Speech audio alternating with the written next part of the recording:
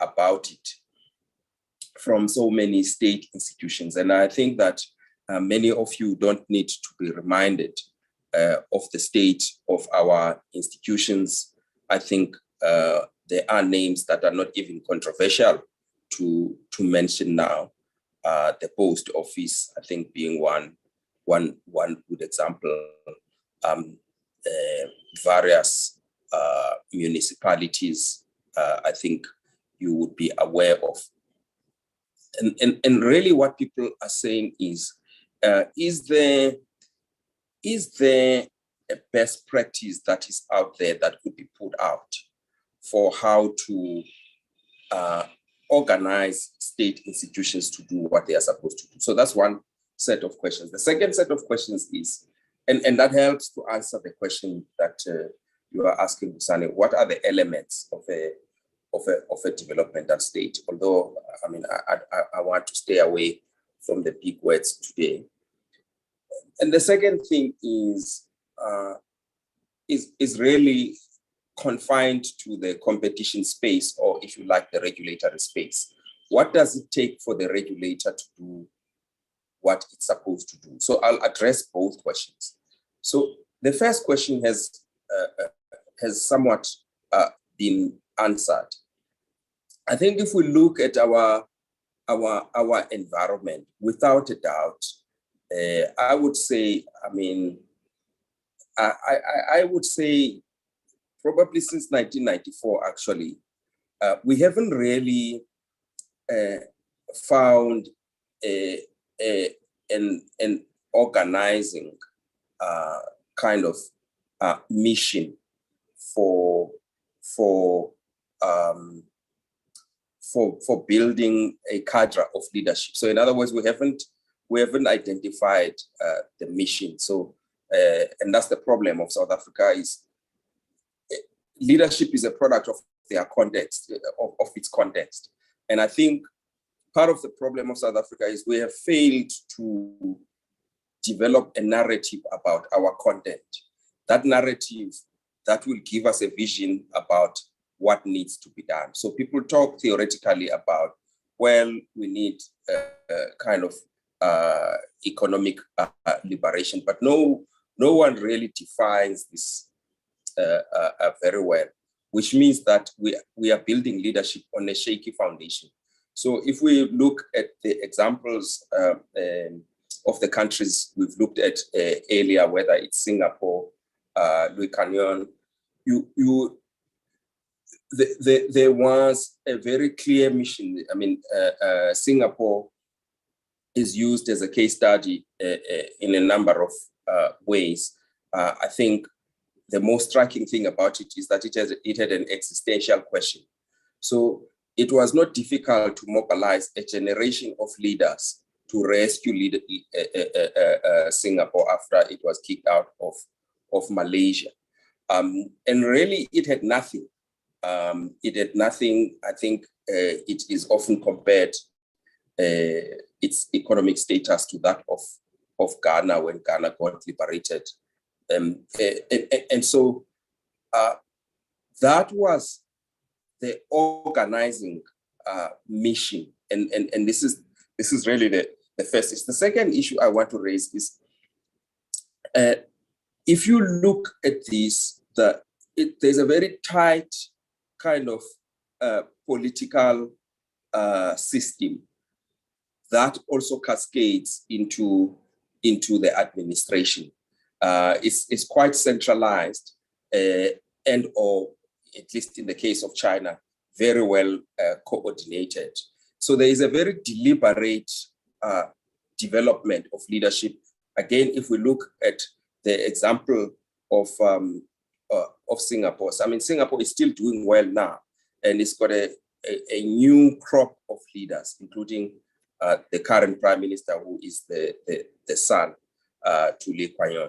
So, and they are there by merit, by the way. So they have trained, they've trained the next generation deliberately to be successors. So they've also managed succession very well, which I think is also one of the challenges we have.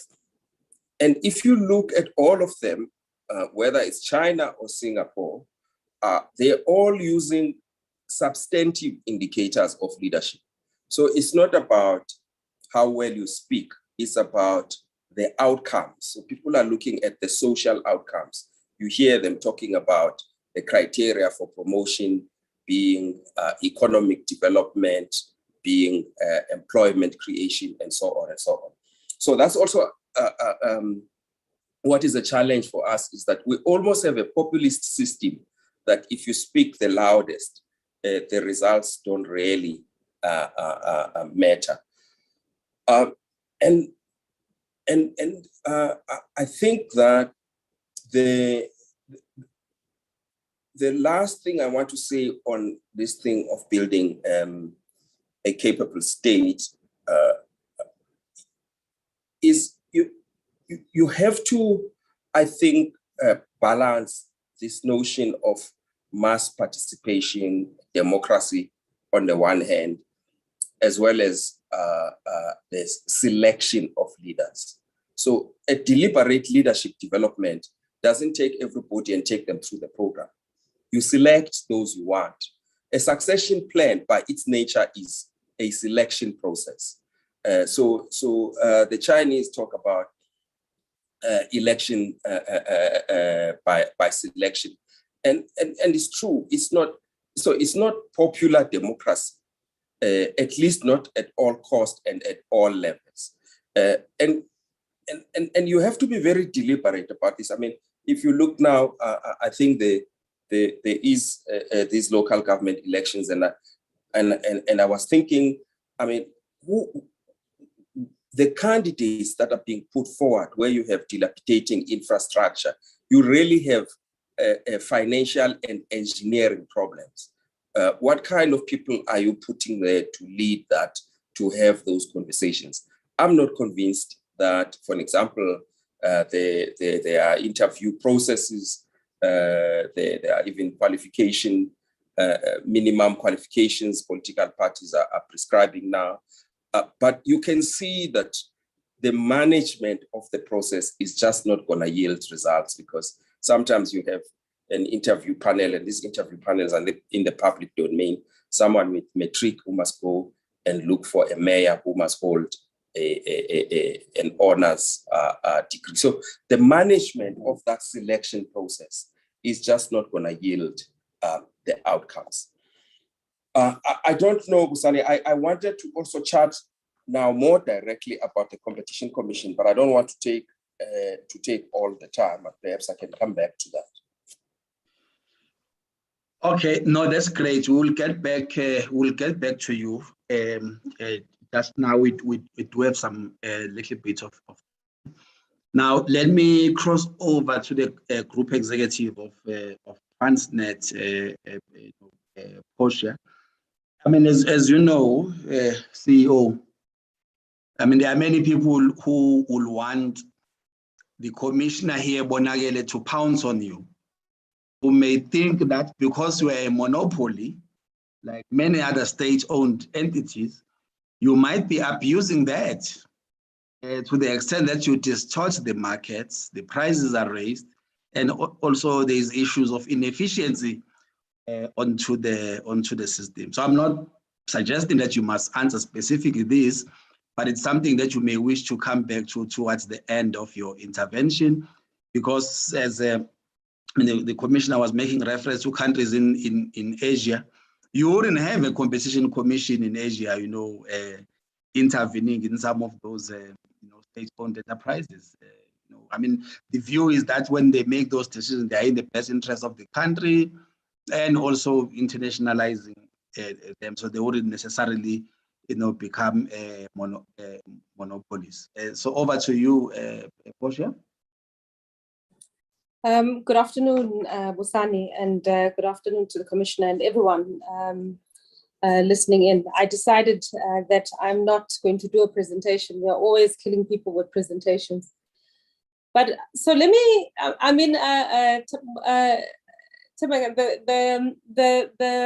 the stuff that the footage that you decided to start with, I love actually. when I started off as a public servant, and I actually want to tie this up with this issue of capacity. When I started off as a public servant, I worked in investment promotion. And we were lucky in the early years when Madiba was still president, we got to go all over the world to go for training. So my good fortune was to be trained quite extensively in Asia, both in Malaysia and in Singapore. It was very instructive, and I spent a fair amount in both countries, Malaysia and Singapore. And as we all can say, at the time when we were having trainings was around the 94 or the rest and the like, it was Singapore and Malaysia were almost neck and neck, actually, in terms of the interventions they were making and everything else. Look back, 25 years later, and Singapore is just streets and miles ahead of the other. So I've always been very interested in looking at their governance model and what made the difference. Now, I'm very conscious of the fact that it only had, at the time, probably now it's about 7 million people, right? It remains probably the size of Joburg. But I've always sort of like sat back and said, so why can't Joburg become like that, right? I've worked on other countries in the continent, which are the size of, in terms of population, as Singapore, and slightly bigger in terms of landmass. And I've never been able to understand why it is that we do not copy what is an existing model. So for me, some of the best developmental states actually would be Malaysia and Singapore, and probably Singapore by and large leading at the front. It's no longer an emerging market, it's in the OECD. And that is almost unheard of from a country that actually just the other day was a developing country. So the point, and I like the point that you started off with, it's so important that there's a clear organizing vision and a sense of where we're going to. Now, many people actually think that Singapore is a unitary state. It's not. It's got a Chinese population, it's got an Indian population, and it's got actually the indigenous people of Malaysia, some of them in the country. I can't remember, I know in Malaysia they call it Putra. In the country, they just made substantively very different decisions going forward.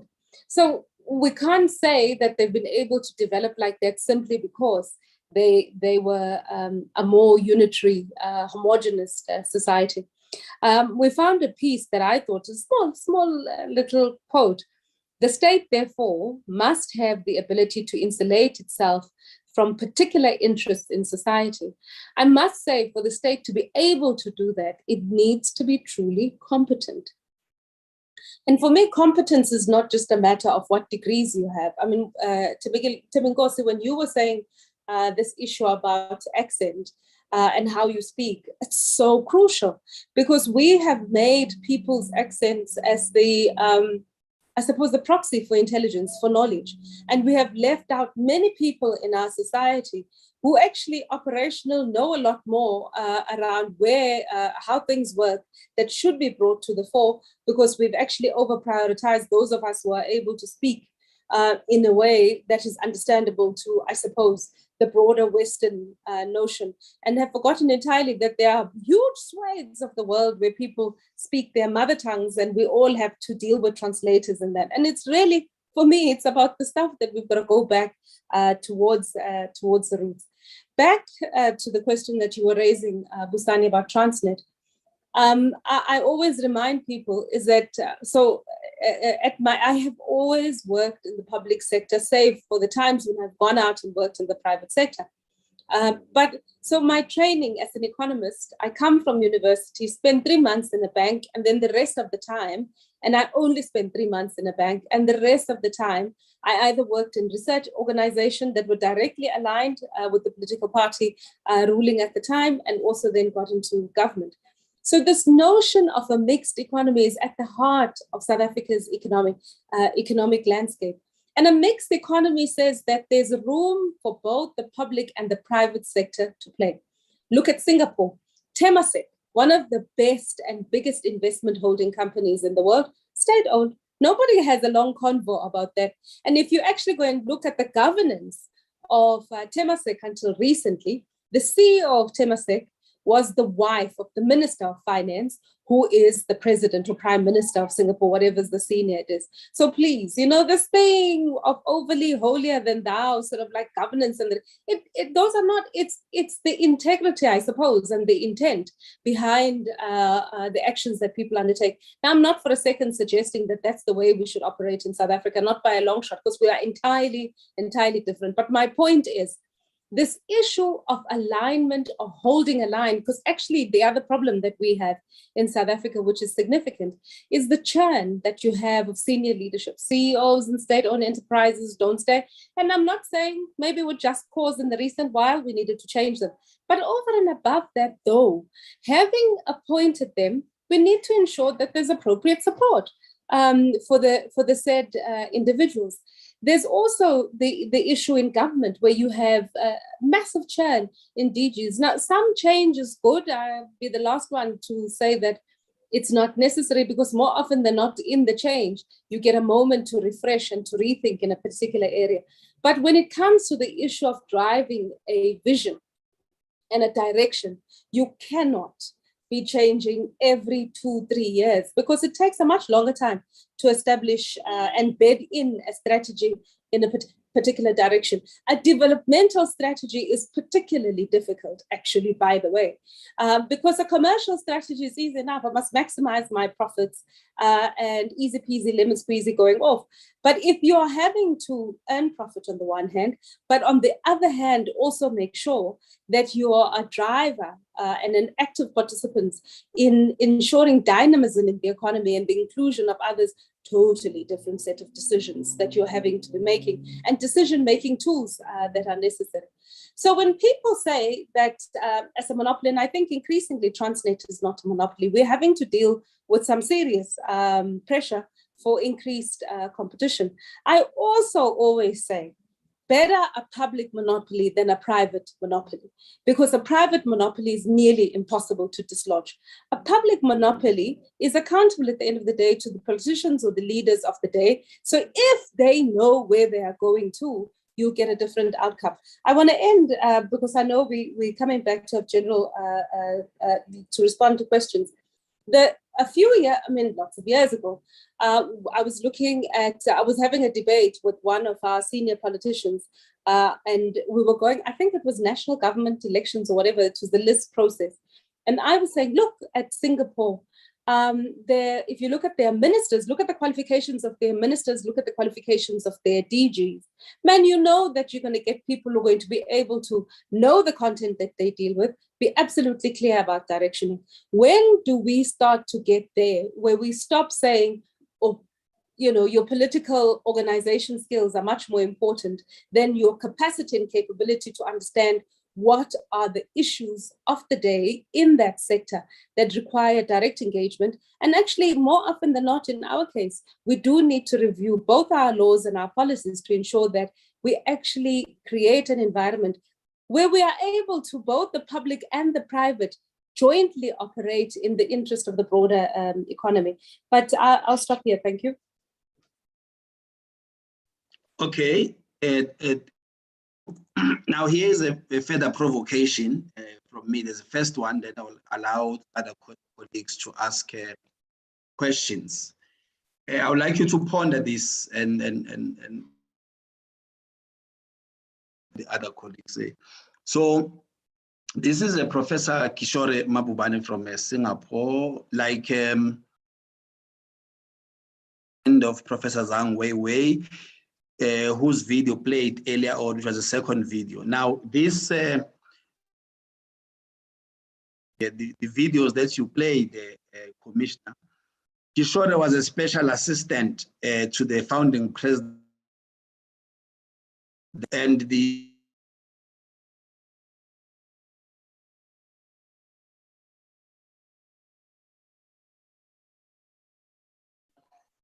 so the second video that you played is a video of Professor Weiwei, who was a special assistant to the president of China, who is understood to have modernized China after 1978. So Kishore says, China succeeds because of government, and India succeeds in spite of government. So this speaks to the issues of capabilities and the strength of institutions in these countries and their ability to change the socio-economic well-being of the citizens of these countries. So in your intervention, Commissioner, if you can return and talk specifically about the Commission and then answer these provocations that I've put before you. Commissioner, then I'll come back to you, CEO. Thanks very much. I'll start with the provocation because I like it and I can provoke Portia back.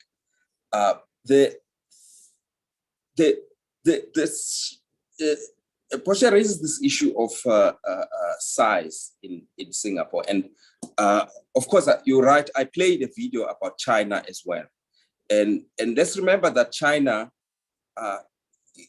probably is arguably one of the most success stories when it comes to at least economic management. Let's leave politics aside because we might have a longer debate there. But economic management of China and the results speak for themselves. Its ability to take millions out of poverty more than any other it has ever been done in the world, I think is quite a remarkable story. Now, China has done that with over 1 billion people. So I do question this notion whether this issue is really about size. Of course, it probably is slightly. I mean, I would think that sometimes actually size works for you. I think if you compare South Africa, Nigeria on the one hand, and say a country like Rwanda,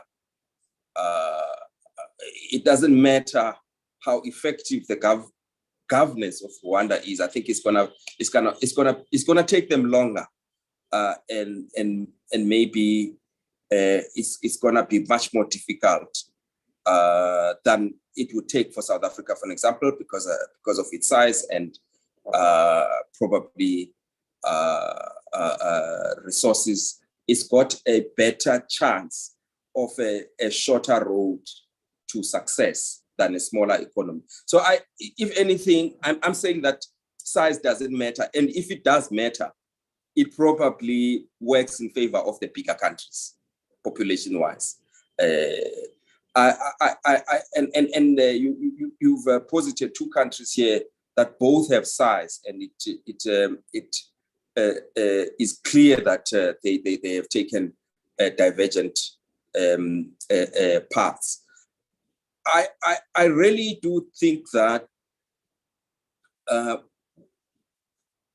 regardless of the political system a country chooses, it is clear to me that the economic success has come with a very tight management of the economy.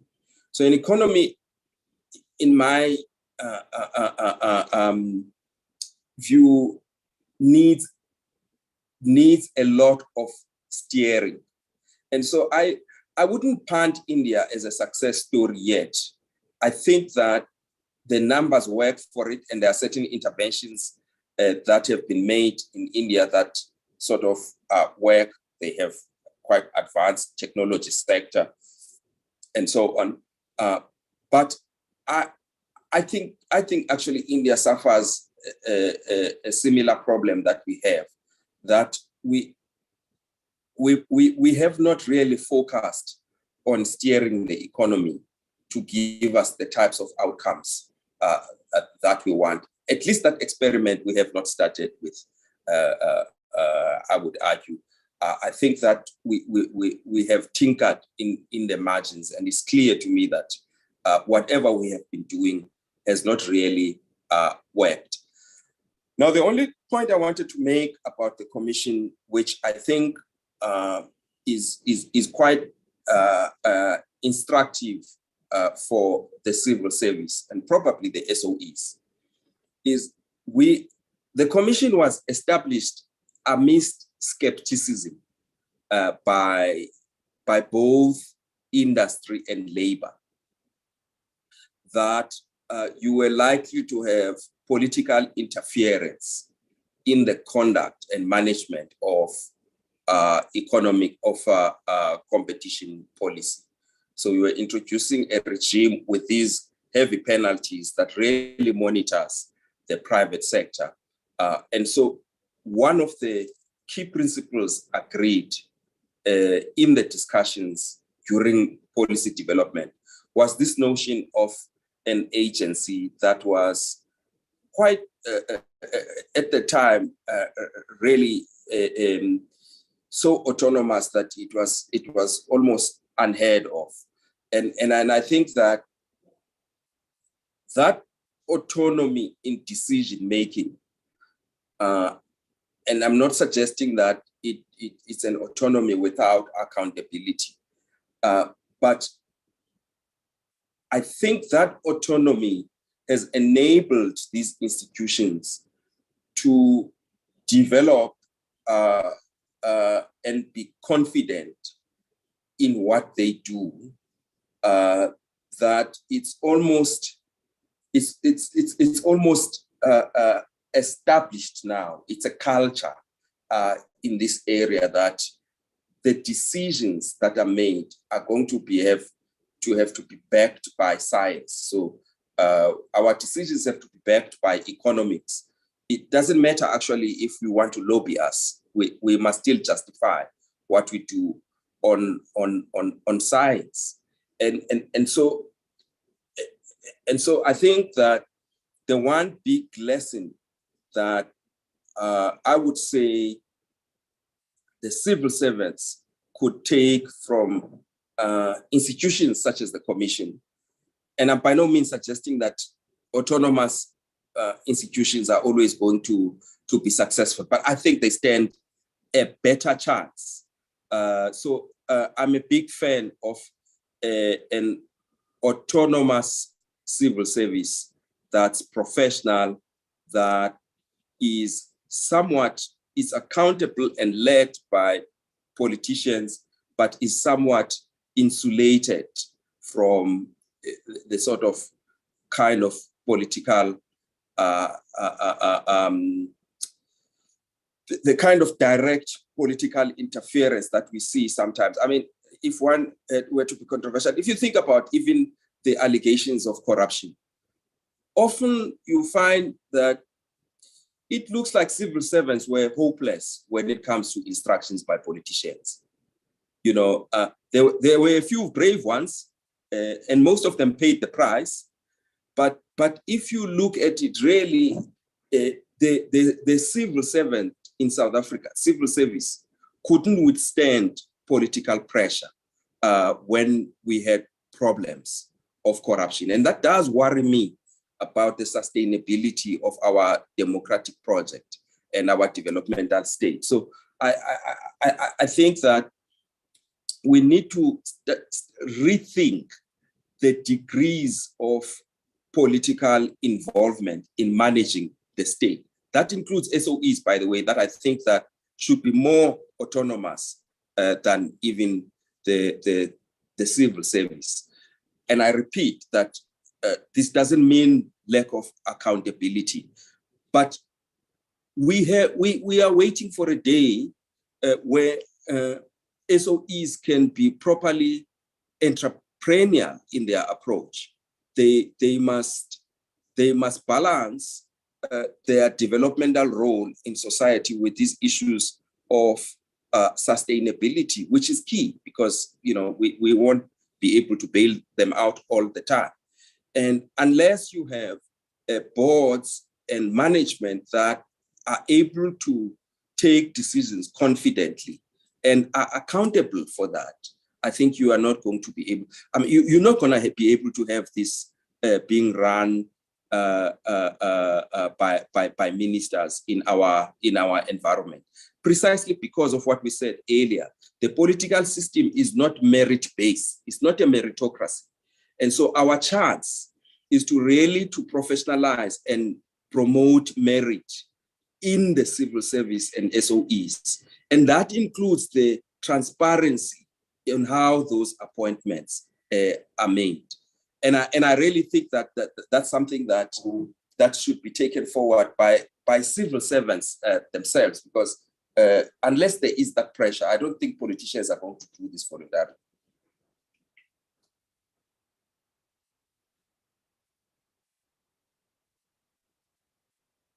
You're on mute, Busan. Yes, let me go back to you, Portia, and just build maybe on the second last intervention. You are an accounting officer of a very important institution. Yourself, your board, and most definitely with your group executive have made certain assessments about what can make you effective as an institution, but also competitive, because we are in this session. However, each time you go to bed, you're worried about workload, about the politics, about the budget, your tenure, the audit outcomes, your stakeholders, the unions, the national development plan, and so on. How do you get an executive to balance all these pressures? Because these pressures are real. Now, if you compare with the countries that were mentioned earlier in China and Asia, you always know as a CEO that when you make a decision to adjust tariffs, that you will have air cover and that there will be no contradictions from the executive, because you've written your motivation, it is well understood, it is in the national interest. It might as well be that it might pinch in the short term, but in the long term, it might be what is best to build the capacity of the institution. How then do we negotiate that? Because capacity is not just about know-how, but also about the ability to manage these dynamics and these pressures that chief executives like yourself must confront every day, including knowing that your contract might be coming to an end in 12 months' time. What then do you do? It means you start looking, yet you've got your scope of work is constantly increasing, and you must manage stakeholders, the AG, and everybody else. So I'm going to start with a bit of an un-PC, which might be a little bit unpopular, but it ties up with the notion of succession planning, the notion of what makes China different to many other countries. But incidentally, I think Singapore has also operated quite clearly in this direction as well, is having a very clear sense of these, and people show themselves how they lead and how they are, is that actually we do need to start having a very clear sense of a cadre of leadership that we'd like to see both in government, in our state-owned enterprises, in key institutions, and dare I say, even in the private sector as well. Because one of the biggest problems that we've had for many years was the private sector in South Africa, which was which looked outward, which was not anchored in South Africa, which was always anchored on the notion that I need to be able to leave South Africa at short notice. There's a change, I think. I mean, I can only go by the offer, I think last year's Business for South Africa proposal, where there's a very clear commitment that if government were to do X, Y, and Z, there'd be an investment by the private sector. So I think there is a beginning of a change in that direction.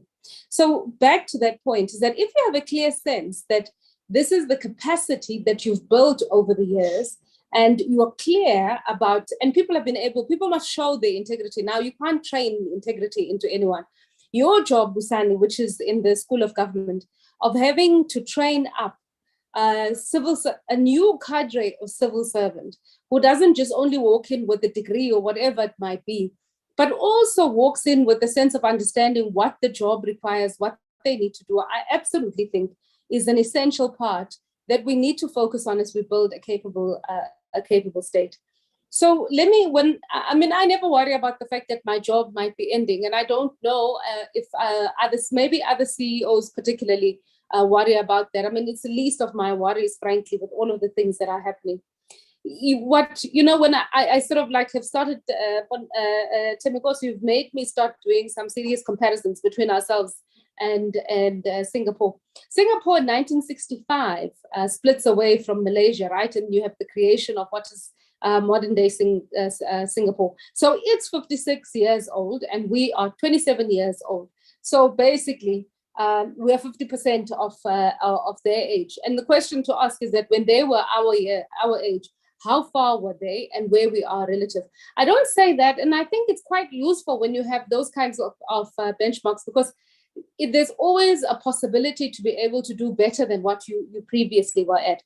But an executive in Singapore does not have to deal, of a state-owned enterprise, doesn't have to deal with the PFMA, doesn't have to deal with the triple PFA, and the myriad of regulations that associate themselves with that. And then over and above that, also the Companies Act that they have to deal with. There's a much simplified code for doing business. There's an understanding that it must be made as simple as possible, because there is, I suppose, an appreciation about the company as an important vehicle for driving change. And dare I say that that's fundamentally an arising and a similar thing in China, by the way. Much simpler and quite a strong focus on making sure that the market provides the initial signals of performance. I must say, a long overdue thing in South Africa is to get a lot more of the SOEs, if not listed, because at least listing makes it public. Their performance becomes a much more public, in much more of a public spotlight. So we're all able to comment on a regular basis. But also the other thing I must say, which when a lot of us who are leading these state-owned enterprises to create a countervailing force against political interference, is the listing of some of our instruments in the JSE, which requires that we then should make information that previously would have kept private is now made to become public. I must say, for me, what is really, and we don't talk enough about this, is the strengthening of regulatory organizations like the Competition Commission, the NERSAs, the port regulators, making sure that they genuinely have administrative independence from their policy departments, because you form policy is the basis on which the regulations are made. And then after that, you leave them and you let them make whatever decisions are necessary to be made. That's how you start to generate a dynamic economy. I think we've not spent enough time in building the capacity of regulatory organizations. Remember, when you're a regulator, you are actually a proxy for competition, which means that you have to be bloody smart. And your systems, and we never invest enough, the budgets are never enough for these organizations, so that they would be able to genuinely be a proxy for competition. As I come to a close, we must remember, actually, economies compete. And the point that we started off with, scale does matter in the world. Maybe now with the post-COVID world, when you have, just in case, supply chain starting to rise in the world, maybe small will matter. But I can't see that, because when small starts to matter, then you know that there's a growth in nationalism, which then means, I'm afraid, I tend to, Temikosi, to say, indeed, by and large, I tend to agree with you. Large size helps you, especially, I think a large country can survive a bad government, because the momentum in the number, just the sheer number of people moves it slowly, but it's slowly. You always have rising inequality and the rest, but it moves it forward. When you're a small country without clear direction, you have another crisis, because you can actually literally die and be a has-been and a former entity. What I do think is the distinction of a country is not greed, not size, it's execution. Countries that execute win. We may have the best plans in the world. If we're not executing, we are not going to be there in the leaders of the pack. Thank you. Back to you, Commissioner. I mean, very briefly, what's your view? I mean, why will you advise your counterparts, your colleagues, including students who are here, on two things that you can single out as being ingredients of building competition commissions or regulators that will last and adapt, because you can build an institution, it becomes a white elephant, COVID comes, like in the case of this, it's a natural, intervention. The river changed course after a bridge had been built. It was a corridor of trade. Everybody was excited, and nature did a different, intervention. It diverted the river. Now it's a white elephant. What will be your advice of students who are really keen on this thing of being regulators, including, scholars and so on? How do you build authorities that will last and adapt and withstand variety of challenges that they may come across, be it political or unforeseen and unavoidable? In 2 minutes, Commissioner. I think it's very important to spend time on the founding legislation of institutions. Many of the regulators I see our counterparts in the country. When we discuss their problems, we end up going back to the founding legislation. So I think that's really a good process to think it through. The second issue is they must build credibility. Institutions have to be responsive. If you are a regulator in a country like South Africa with inequality, unemployment, you cannot afford to be oblivious to these realities in your regulatory approach. So you must look at both the efficiency requirements, which is often what regulation is about, your efficiency requirements, but also your developmental requirements. And allow me to add the last piece. The last piece is people really spending time in developing your own, growing your own timber, as we call it, because that's really what sustains institutions.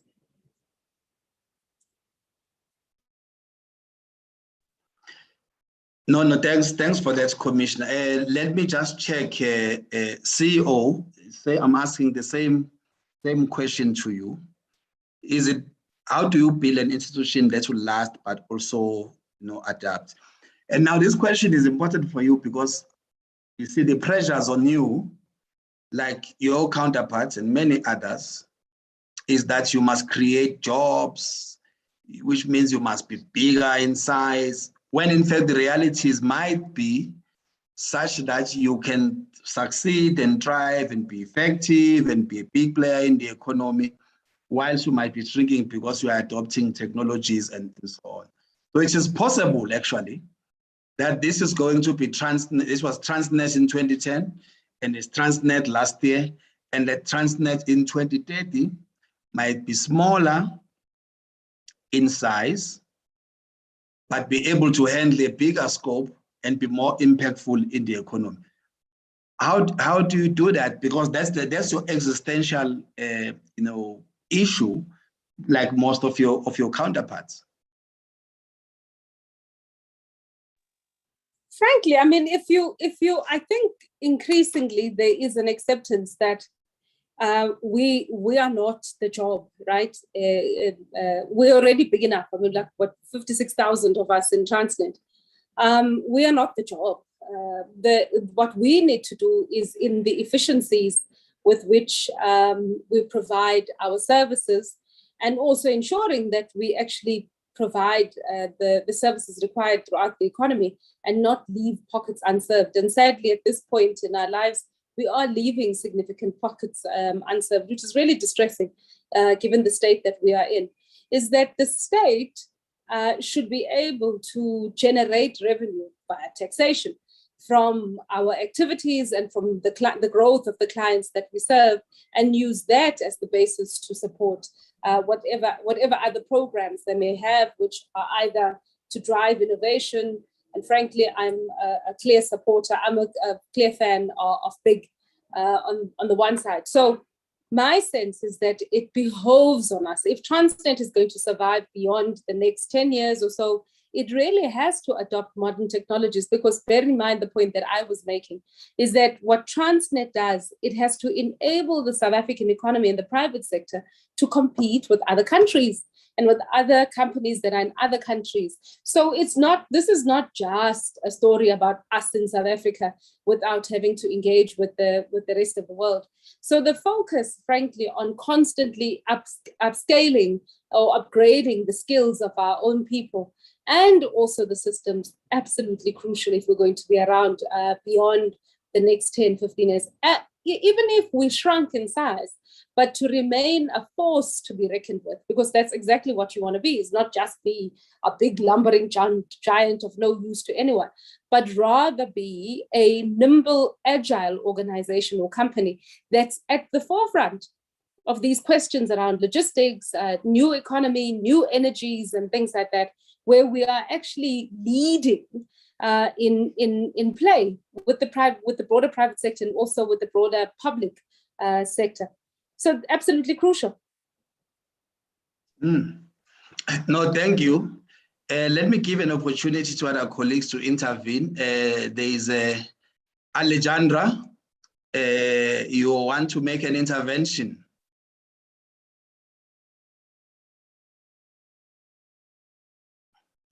Please unmute. Yes, I'm sorry. Thank you very much for the invitation to participate. I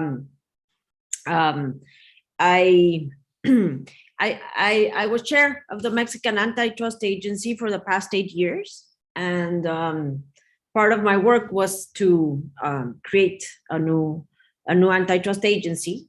So I dedicated much of my time to try to strengthen the institution.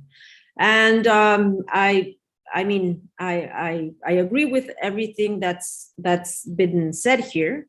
To have a functional agency, the first and most important part of it is its initial regulations. If by law you have the powers to enforce the antitrust law in an effective manner, then there's the possibility of being effective. If your law has flaws, then it's really complicated to be part of to be effective in your work.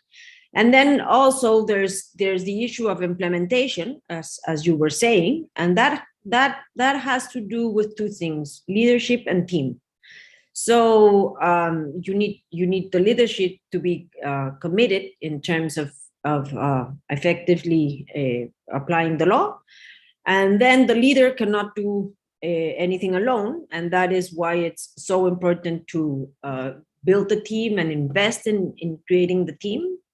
And for that, you need financial resources, of course. If you don't have the budget to do so, to create the team, then it's of course very difficult to go that way. And if you do have the resources, then there's the implementation issue.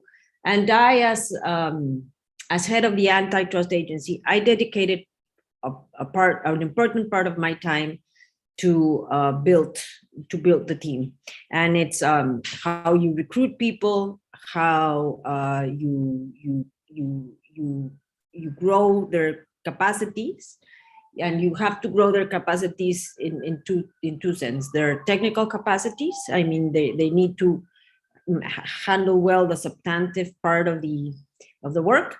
And then also there's this leadership capacity, because they also become leaders of those who are under them. So you also need to create leadership capacities within your team. And then there's also a relevant part, I believe, and that's something that I think distinguished the Mexican agency from other agencies, which is you need to be proactive in your accountability. So if you want to deliver results, you need to measure yourself, and you need to be transparent about how you measure the agency's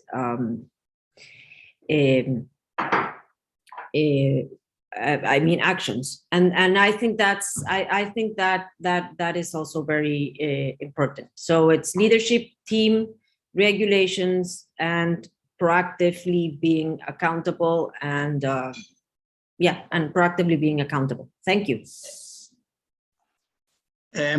So in your work in Mexico, did you always feel like you had air cover from politicians at all times, that the decisions that you were making will be supported by the politicians?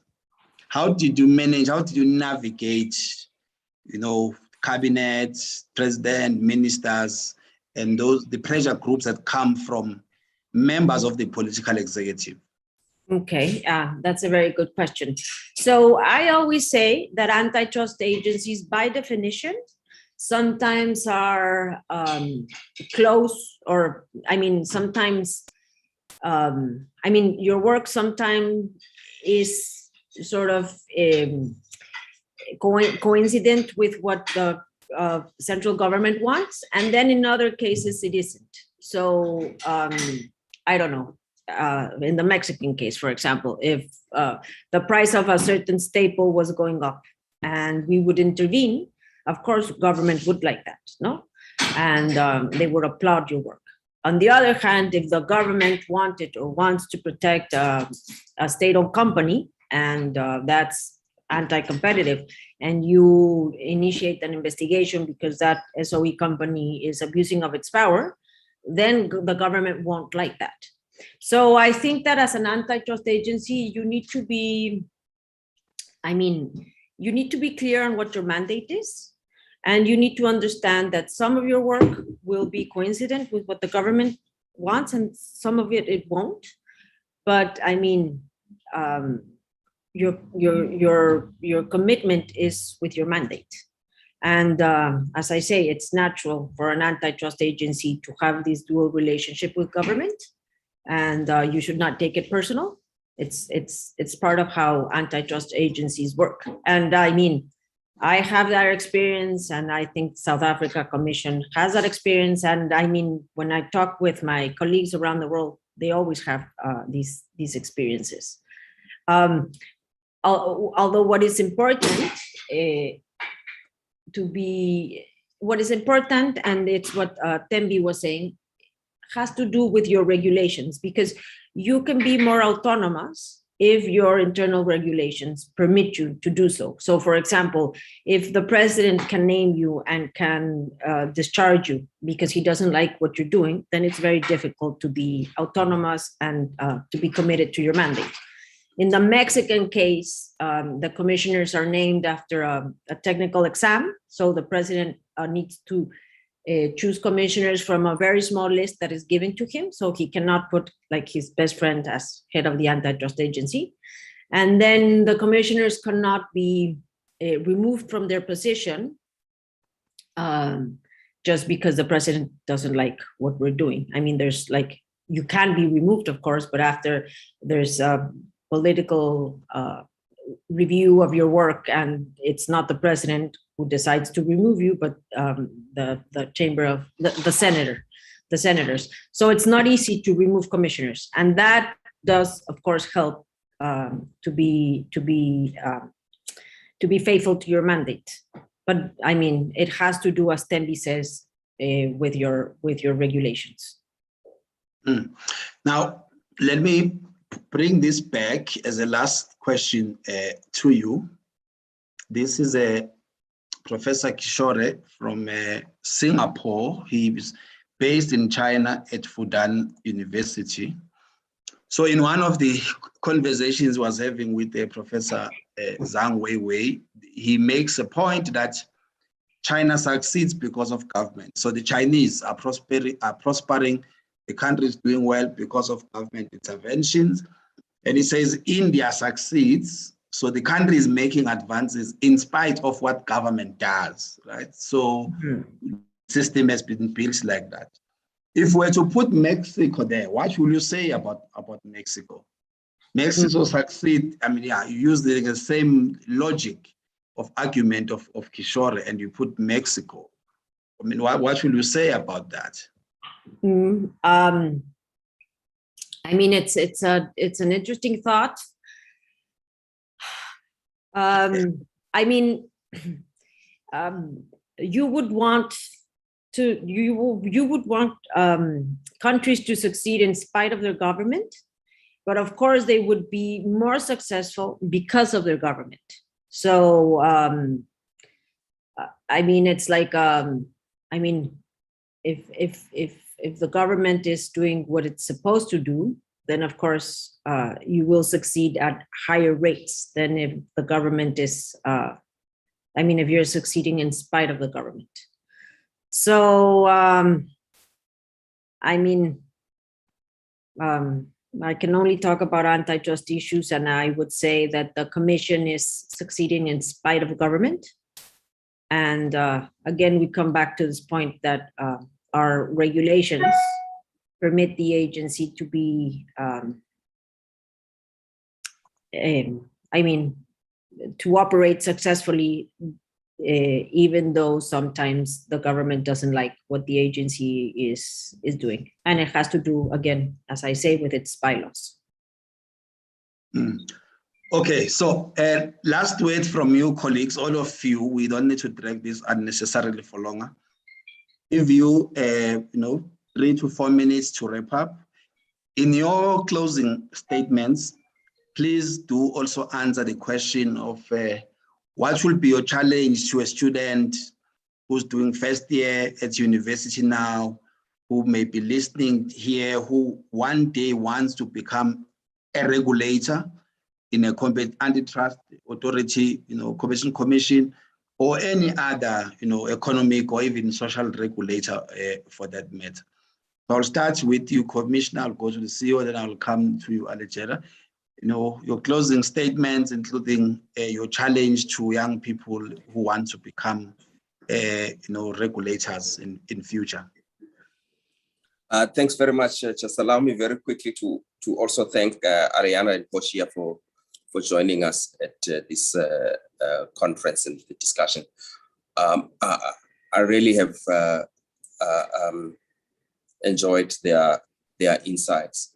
I think that for us in South Africa, at least, one has got to be very open-minded, very aware of where the country is in terms of its economic development. Because I make this point, it's very, very important for us that regulation is done in its own context. It fits its own context. It's appropriate for that. Somebody asked about whether we could also assist in lobbying for the autonomy of the or the professionalization of the civil service, having pointed out all the problems.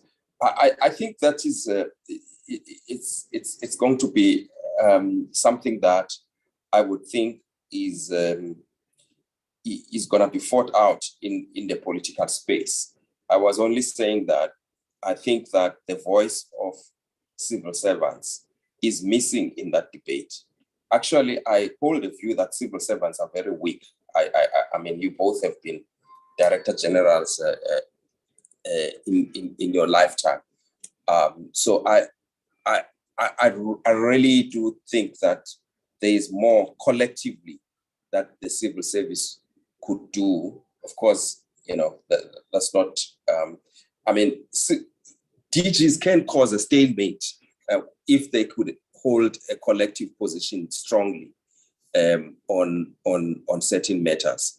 If we wanted to change the PFMA so that it allows for more flexibility, in my view, it can also allow for more competition. It can allow for SMMEs. I don't like the idea of a winner takes all. I think it's just it's terrible often.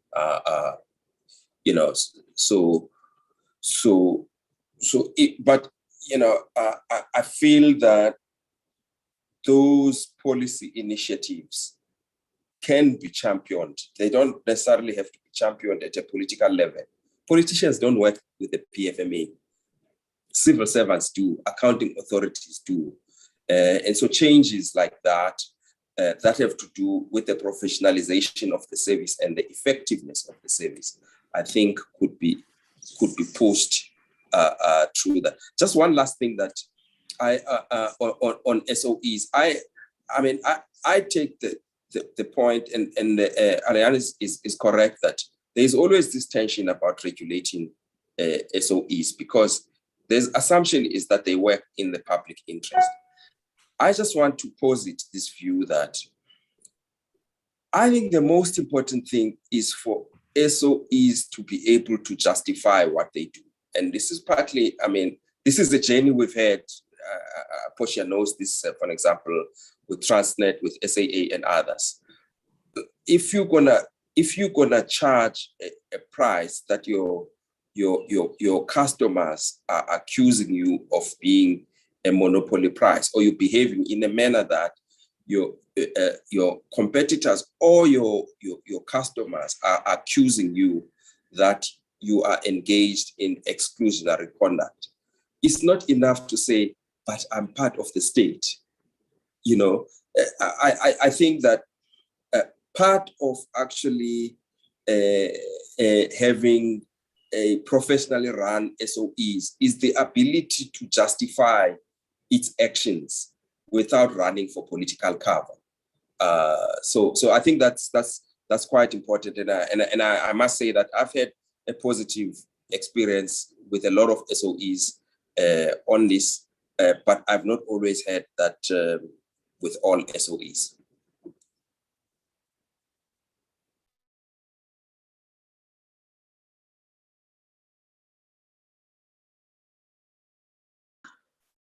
CEO, your passing short.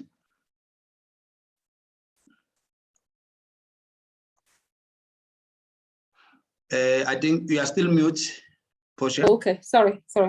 I want to agree 1,000% with Thembinkosi about accountability.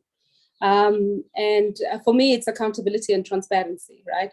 Is that people should be able to take us under review. And when we are taken under review, we must be able to defend the positions that we hold.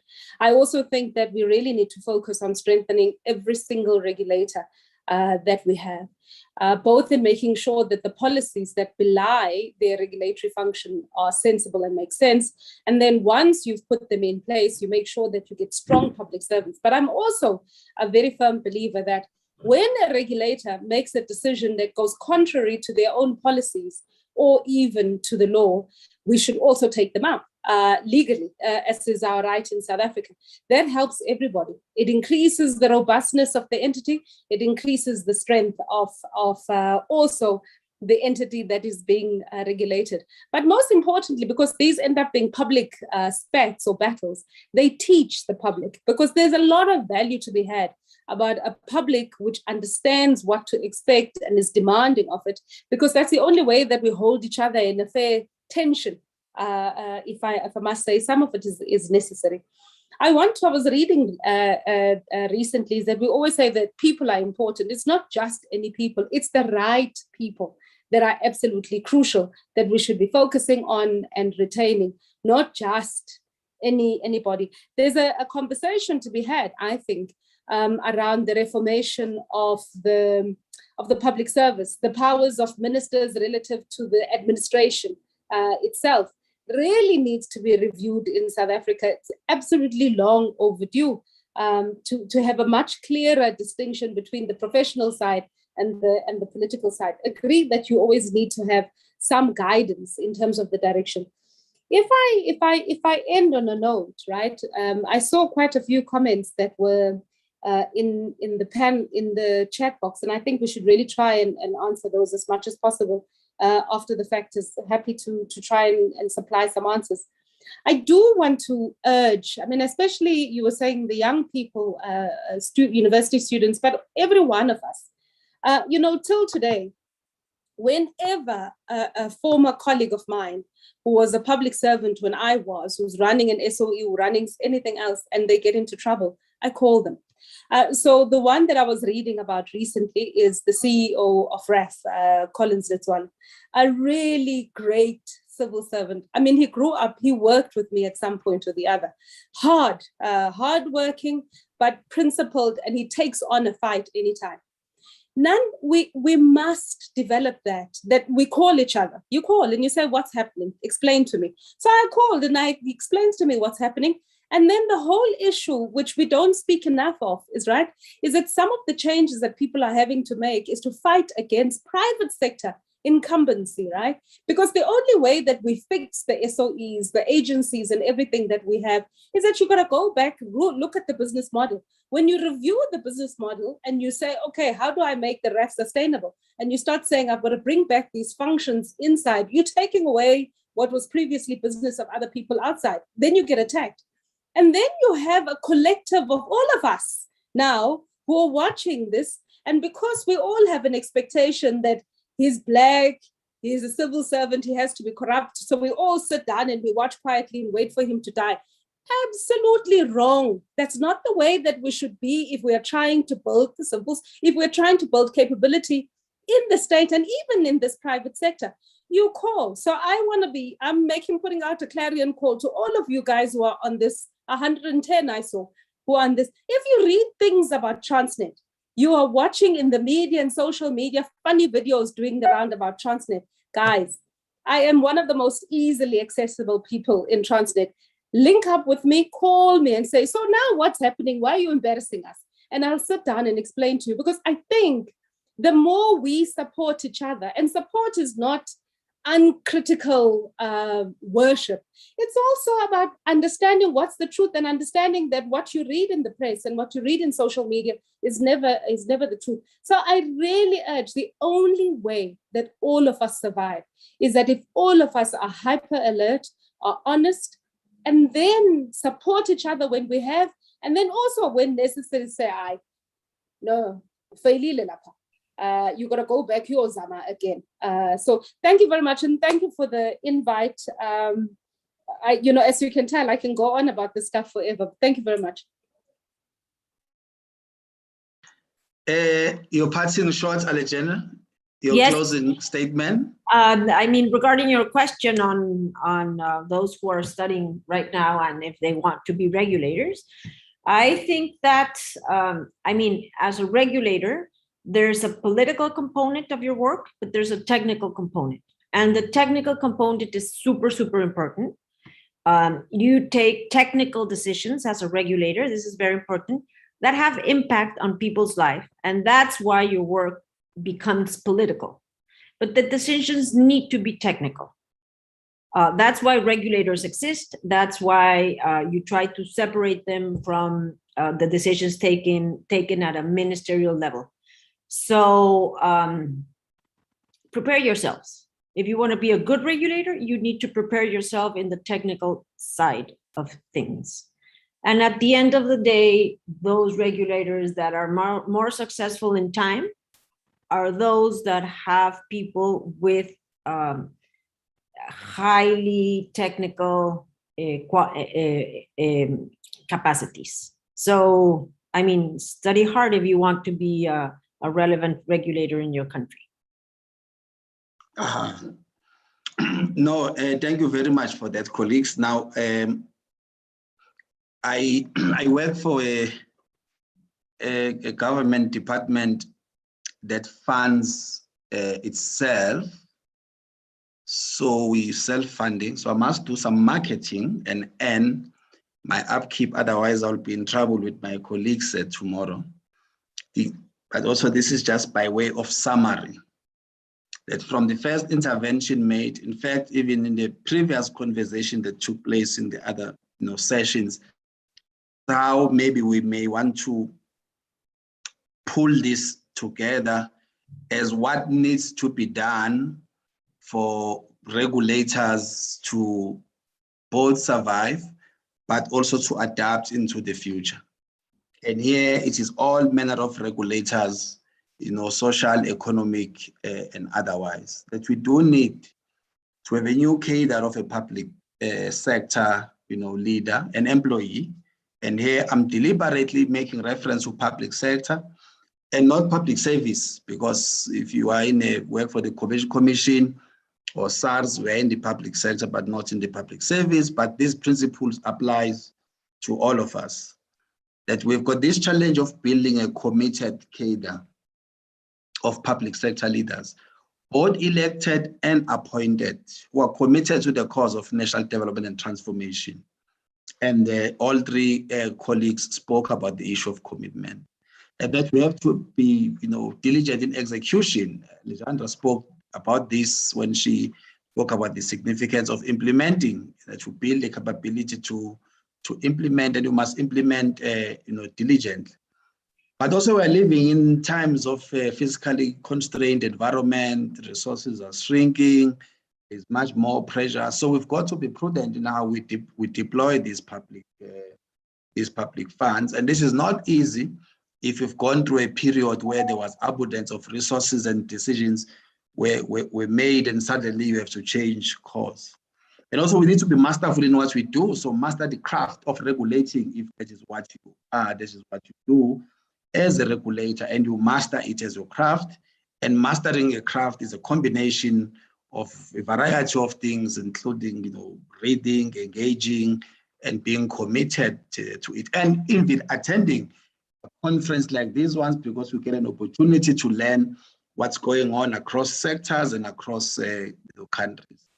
And of course, as Alexandra said, and Portia and the commissioner, that you've got to be ethical and accountable and be willing to and lastly, most importantly, is to make sure that we actually build the ability of these institutions to innovate.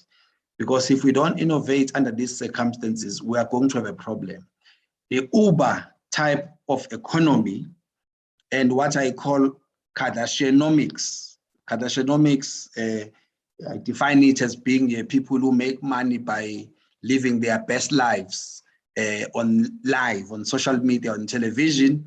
How do you, effectively regulate? If you are a taxman, how do you effectively collect taxes when the economies are increasingly being Uberized? So they're becoming borderless. They are based on just artificial intelligence, and then people are living their best lives on television, live like the Kardashians, making money out of it.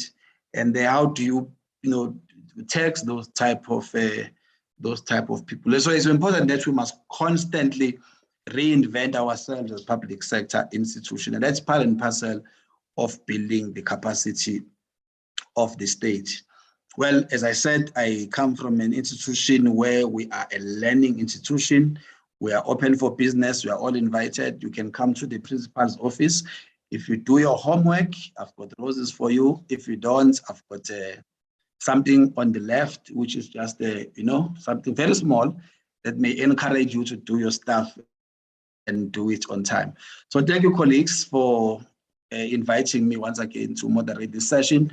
Thank you to the three colleagues who made the important interventions this afternoon, and have a good afternoon further. Thank you. Bye-bye. Thank you very much. Goodbye. Thank you. Thank you. Thank you. Thank you. Particularly to our moderator, Prof. Ndaweni, I really thoroughly enjoyed the way you held us through this discussion. And I hope that my visual didn't chase you off. We were hoping to have a little bit more on the questions that had come through, but I'm glad that at least Portia spoke to some of them. Speaking of which, this being the year of Ma Charlotte Maxege, I want to elevate this beautiful Black woman in the form of Portia Derby, who has, I personally absolutely loved your contribution. And being a Black young regulator myself, hopefully to be, I have drawn so very much from this panel, so very much. All of you were incredibly insightful. And I can hear Commissioner, there we go. His mic has been turned off, that's good. So the last parting thoughts that I just had after the session, firstly, the state is not a black box. I think it's really important for us to think about the ways and the levers in which we can really start to create capacities that are going to have multiplier effects. The investment in people, I think about what that means in a time that is in a post-COVID world, where employers and employees are reshaping their understanding of the labor relationship in private sector, and I would hope in public sector as well. And what does that mean for creating technocratically excellent, professionalized public servants in a post-COVID environment, where we're starting to think very differently about work-life balance and about where we work and how we work. And thirdly, I also wanted to think a little bit about the role of the media in all of this, in creating accountability on the one hand, and on the other hand, thinking about the way in which the media may have a particular view of the public service that they continue to put forward and to present. And I think Portia put it very plainly when she said, she called up her friend, and because, this is a Black person who's in a position of leadership, the expectation is that he is corrupt. I think accountability goes much further than simple stereotypes that may be a legacy of a time past. So that is all that I will be saying. I'm going to hand over to my capable colleague to close us out, but you'll have my visuals still to look at as we wave you goodbye. Thank you. Thank you very much, Mpumi.